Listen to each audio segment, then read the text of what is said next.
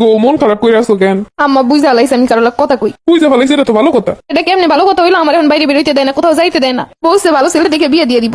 আরে তোমার আম্মারে আমি পটাই এলাম, সমস্যা নেই। তুমি আমারে কেমনে পড়াবা? আরে এই নাম্বারটা দাও খালি। আরে না, তুমি যদি ফোন দাও আমার রাস্তা রাখবো না। আরে নাম্বারটা দাও, তুমি দেখোই না আমার উপর ভরসা রাখো। আমার মনে হয় আজকের বাসায় ঢোকা হইব না। তুমি বাসায় যাও, আমি তোমার আম্মারে নিজাবলি ফোন দিমু। তুমি এমন কিছু কইও না যাতে আমার ঘর ছাড়া অন লাগে। সমস্যা কি? তোমার ঘর ছেড়ে তুমি আমার ঘরে বইয়ে গেল। আল্লাহ গো, কখন জানি ফোন দেয়। হ্যালো, কে ডায়? আমি আপনার ছেলে কইতাছি। আমার আবার ছেলে কোন জায়গায়? ছেলে বানাই নিলি হয়ে যাবো।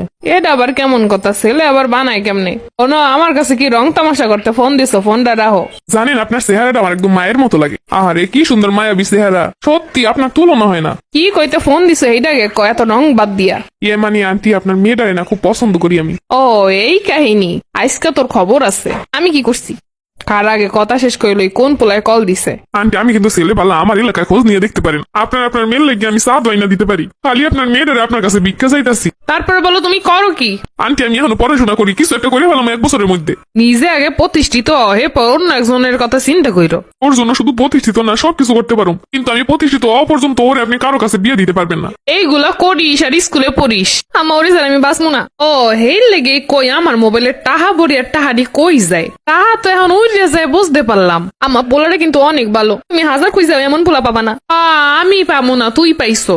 তোমরা আমার ভালো থাকে কখনো চিন্তাই করো না। আমি যারে ভালোবাসি তারে যদি বিয়ে না করতে পারি তাইলে আমার থাইকেও লাভ নাই। ওরে আমার ভালোবাসা, আমরা জন্ম দিলাম, বাইলা পয়সা বড় করলাম, আমাকে লাগে 2 মিনিটের ভিতরে সাইন করে ওঠে।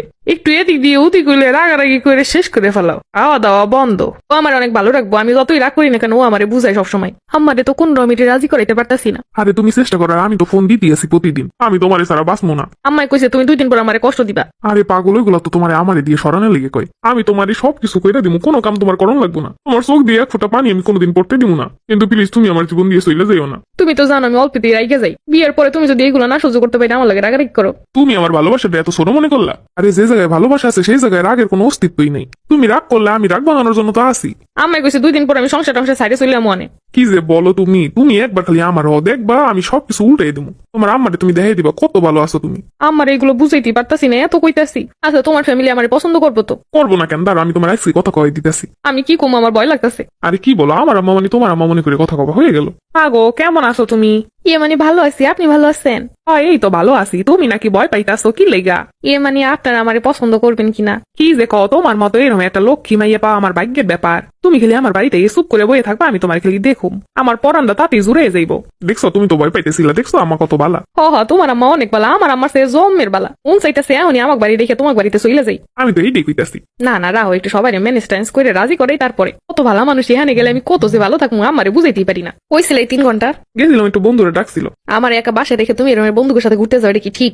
সারাক্ষণ কি বাসে বয়ে থাকুন নাকি? বৌমা একটু ঘরটা ঝাড়ু দাও। ওই যে আইতে পারি না, এর ভিতর ডাকা শুরু কেন? তোমাকে বাড়ি সবাই নাকি আমার মুখখান খালি চাইছে দেখবা বিয়ের পরে? কই শ্বশুর বাড়িতে আইসো, একটু কাম করা লাগবো না? কাম তো ঠিকই করতেছি, তুমি কই যাও কেন? তুমি তো কইছিলে তুমি সব কাম করে দেবা, আমার কিছু করণ লাগবে না। কাম করে দাও তো দূরে থাক, আমি যে কাম করার সময় একটু পাশে থাকবে এটাও তাও না। আসি কি কইবো বোর পাশে বই থাকলে? মানুষে বোর পাশে বই থাকলে কিছু কইবো, আর তুমি যে বিয়ে করছো এত মানুষে কিছু কইবো না। আমি তো তোমার কথায় বুঝলে গেছিলাম যে বিয়ে করে শুধুমাত্র কাজ কাম করানোর লিগা। আমি আর এই যাই থাকবো না, বাসায় চলে যাবো। আমার আমারে ফোন দিয়ে লইহে যদি যাইতে কই যাইও। শাশুড়ি আম্মা, আপনার মায়ে নাকি বাসায় যাইবো? কেন ও বাসায় আইবো, তুমি লই যাবা না?